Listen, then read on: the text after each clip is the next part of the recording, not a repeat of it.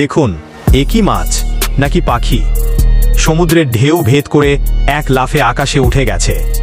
এরা হলো flying fish, প্রকৃতির এক বিস্ময়।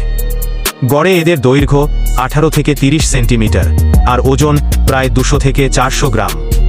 শরীরের দুপাশে বড় পাখনার মতো পেক্টোরাল ফিন আছে, যা পানির বাইরে উঠে গ্লাইড করতে সাহায্য করে। একবার লাফ দিলে এরা 200 থেকে 400 মিটার পর্যন্ত বাতাসে ভেসে যেতে পারে আর গতি ঘন্টায় 60 কিলোমিটার ছুঁতে পারে। এরা সাধারণত উষ্ণ ও উপক্রান্তীয় সমুদ্র অঞ্চলে থাকে।